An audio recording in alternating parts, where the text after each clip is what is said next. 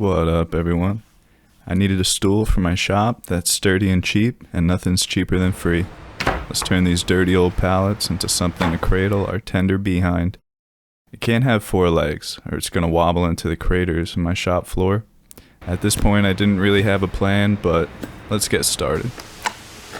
I pried all the planks off, hammered the nails back on my anvil, collected all the nails,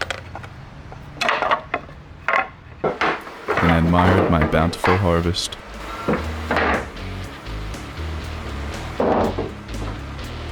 Each board was jointed on one face, planed for an equal thickness,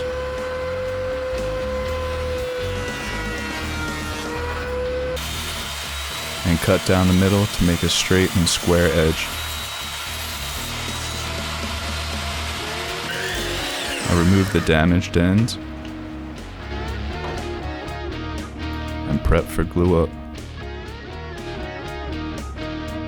When dimensioning my boards, I only dimension 3 sides, because once my glue up is done, I'll send the whole panel through the planer and clean it up.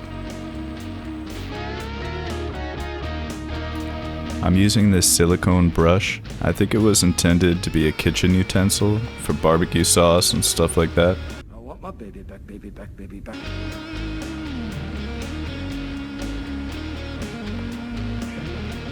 I hammer each board down to make sure I have good contact with the pipe clamps, and I let it dry for a good 30 minutes or so.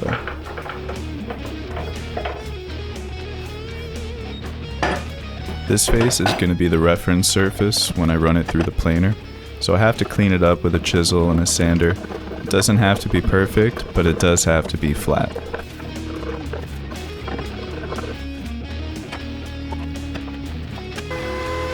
I plane both sides for a fresh finish.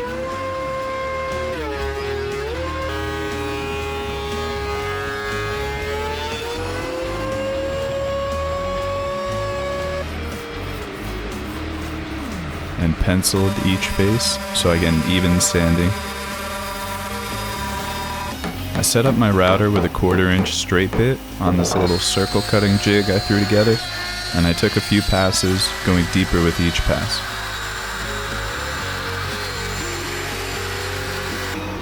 I then switched over to a template bit, cut close to my line with a jigsaw,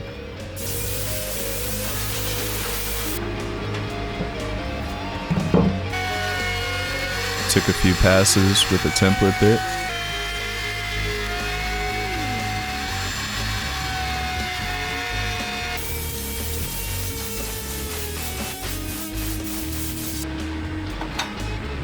the template bit wasn't deep enough, so I flipped the piece over and took a few passes with a flush cut bit.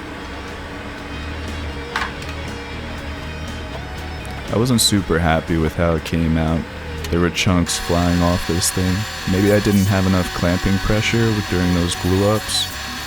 I don't know, maybe I didn't cut close enough to my line, but right there you saw a chunk fly off, and right here a chunk shot off. I sanded down the edges a bit.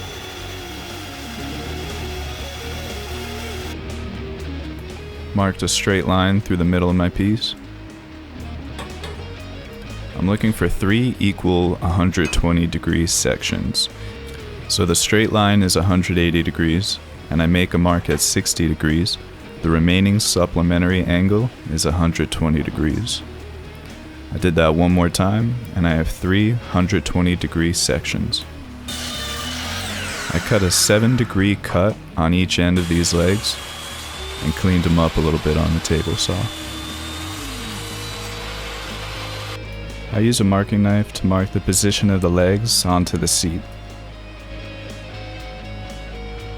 Then I mark the leg 1.5 inches back, and I square that line up relative to the plane of the seat.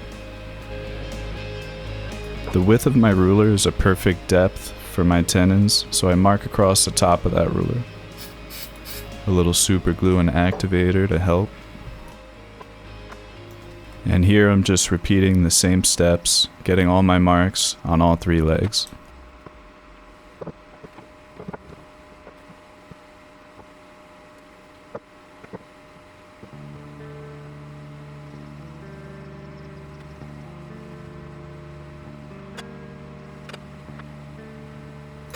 Now I'm going over it with pencils so I'll see it a little better. And now I'm crisping up all those mortise marks on the seat itself.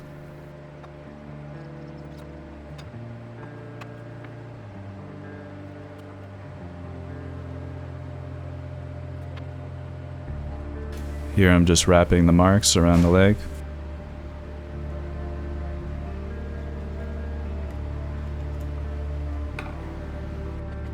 In my left hand you'll see a piece of plywood with a stop block glued to it. This is my story stick for cutting all 3 legs exactly the same. I measured 17 inches up the leg, slapped my story stick on, and it worked out nicely for each leg.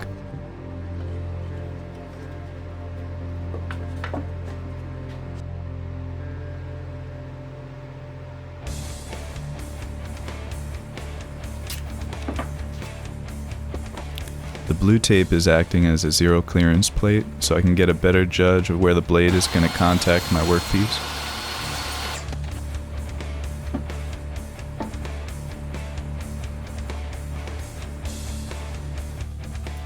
I need each side of these mortises to be parallel, and if my seat rotates at all, those mortises will be wonky.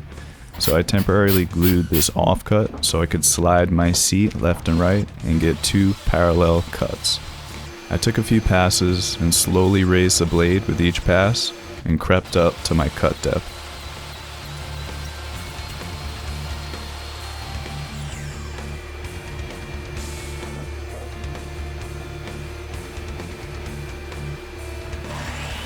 I'm cutting a spline into each of these leg tenons because I know I'm not going to be able to clamp this thing, and the wood glue needs clamping force to set up properly. This piece I'm cutting here is an extra scrap piece I use to test and mock up each of my cuts. So I cut a few pieces off it that I'll make wedges out of.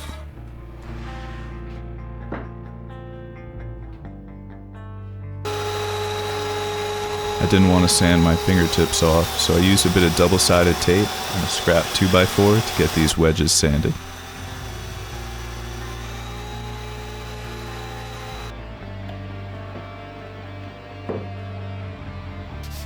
This floor tile is flat, doesn't flex, and doesn't have any texture, so some spray adhesive and sandpaper makes this sanding job a lot easier. I use a chisel to dial in the depth of these mortise cuts. In the end, I think I went a bit too deep, because as you'll see later, there are some gaps, but lessons were learned. I sanded every piece.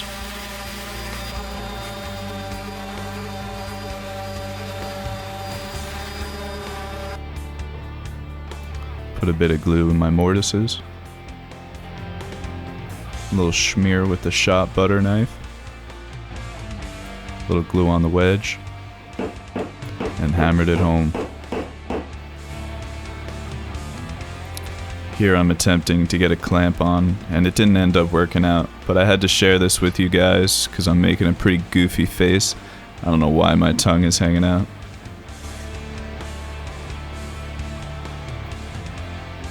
Good job.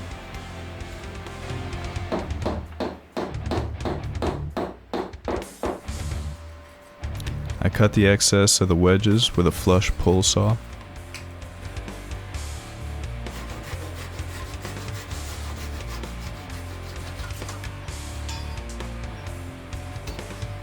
I decided to shape the legs a bit, so I put some double-sided tape on my cutting jig and cut a taper into each leg. A little trick I learned from Bourbon Moth, who he mentioned he learned from someone else. Forgive me, I forget his mention. But keeping a tail on your double-sided tape is a lot easier than peeling the wrapper off of each piece.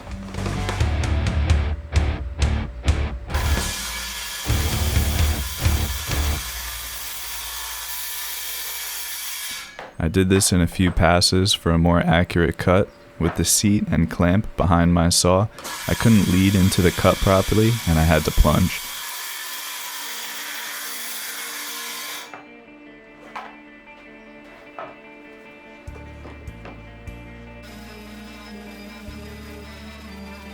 And some more sanding.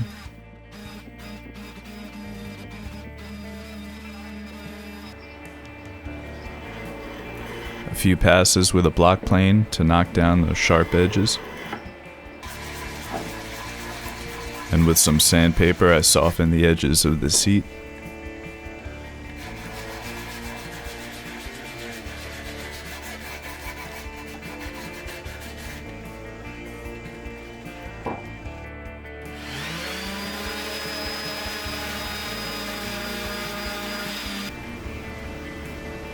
Here I gently pour a small amount of teak oil and rub it in with a rag.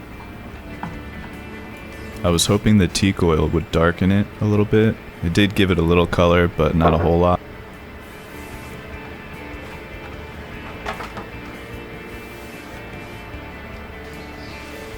And just like that, we have a 3-legged shop stool made from an old pallet. If you found this video helpful or entertaining, it would help me out a bunch if you liked the video, leave a comment, or subscribe to my channel for more videos like this.